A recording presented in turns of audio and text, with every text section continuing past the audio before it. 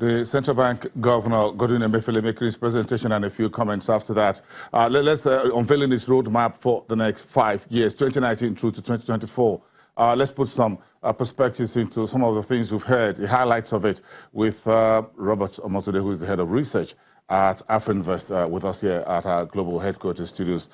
Let's hit the ground running within the few minutes left. What are the key highlights here for you? I'm sure you marked down the recapitalization program for the banks over the next 5 years, or within the next 5 years. So I think this is a long notice, as it were, for everyone to get ready. Yeah, quite a detailed agenda setting for the central bank. I mean, read out by Mr. Godwin Emefiele there. And I think he started by looking at where he started from, the promises he made to the economy and the market when he came in, to run a CBN that would be apolitical, a CBN that was going to focus more on development finance.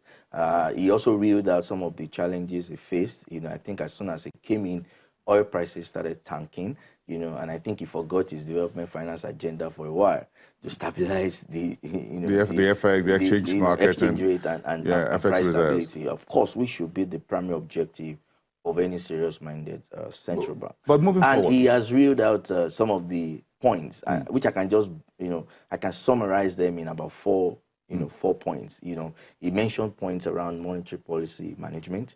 He mentioned points around economic performance and growth stability. He mentioned points around his development finance agenda, which is very dear to him. And of course, he mentioned points around banking activities and supervision. We can dissect and financial system stability.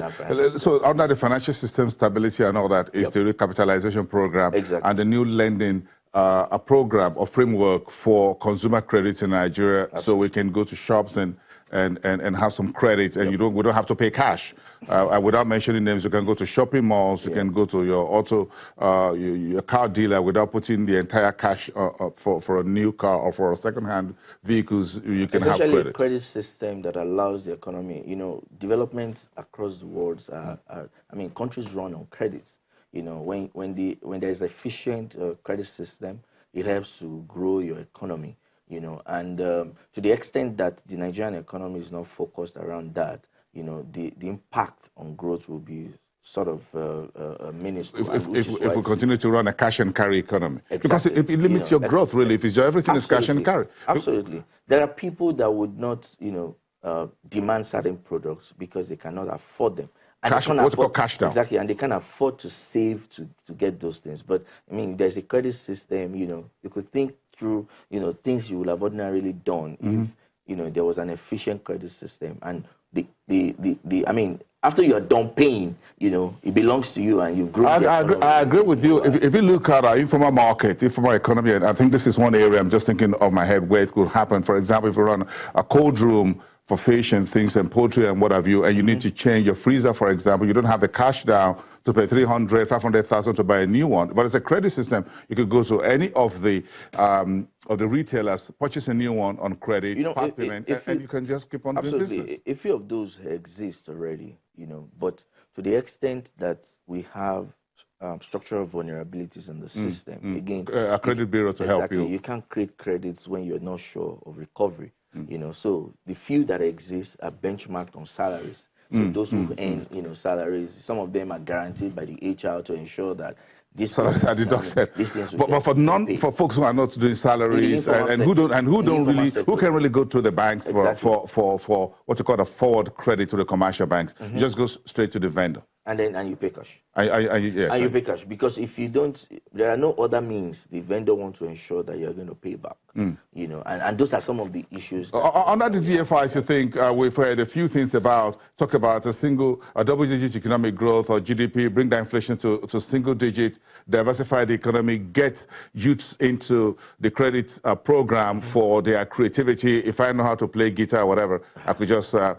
There's something in there, and also speaking specifically to education sector. Yeah, I think it's laudable. Some of the very ambitious program the central bank is contemplating and under the leadership of Mr. Godwin.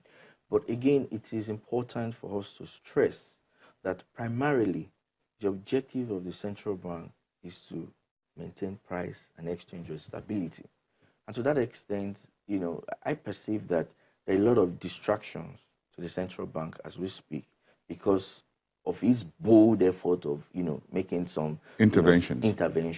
And I look at what we've done so far. I mean, as at the last count, you know, by my estimate, between the 2014 or let's say 2015 till date, we've had up to 1.5 trillion naira of intervention in different sectors. You know, power sector, intervention fund, there was a 701 billion aviation to ease liquidity. There was aviation, you know, and aviation and power sector also, which is another 300 billion. We had state bailout, which ran into almost 374 billion. You know, there's the MSME fund of 220 billion, and we are still creating all of these funds. You know, to the central bank is getting overstretched.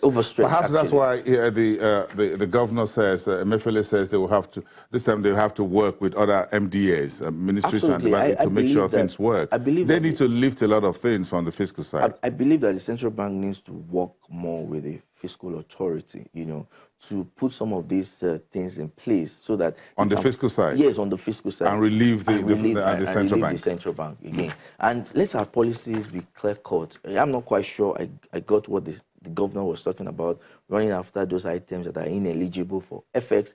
To the best of my knowledge, those items have not been banned. Perhaps we should speak to Ministry of Trade and Investment.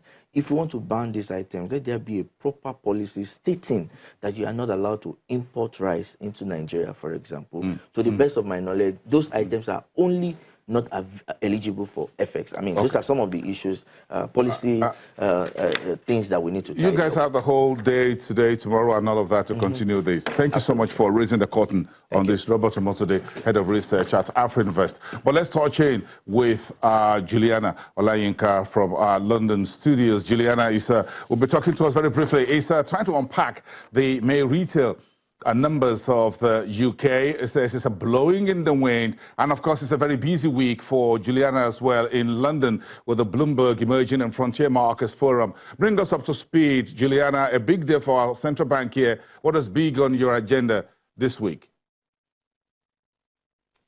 Well, yes, busy week in Nigeria and also in London. I must say it's set to be very, very warm in London this week, surprisingly. However, according to economist Bosun, it was the cold weather last month that prompted the biggest drop in British retail sales so far this year, as British shoppers delayed buying summer clothes, adding to the signs that the economy, struggling for momentum ahead of Brexit, is set for a weak second quarter. We spoke about this on your show early last week, Bosun, that financial forecasters and Bloomberg economists do not see the British economy growing at all in Q2, the 3 months through June. And these latest retail figures appear to be playing their part in this long, drawn-out story that is the British economy. Now, according to the Office of National Statistics, monthly retail sales volumes contracted by 0.5% in May, and in 2018, retail sales in May grew by 2.3%, which is an alarming contrast. Now, this is the second consecutive monthly slide in retail sales, which does not bode well for overall growth.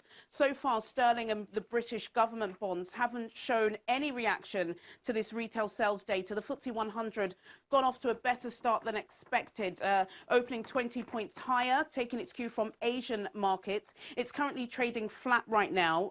Regency Mines is a top performer, up 25%, and For Mining also doing very well, up 13%. In currencies, before the start of trading, the pound rose 0.88 cents against the dollar to $1.26 and slipped 0.17 cents against the euro to €1.12.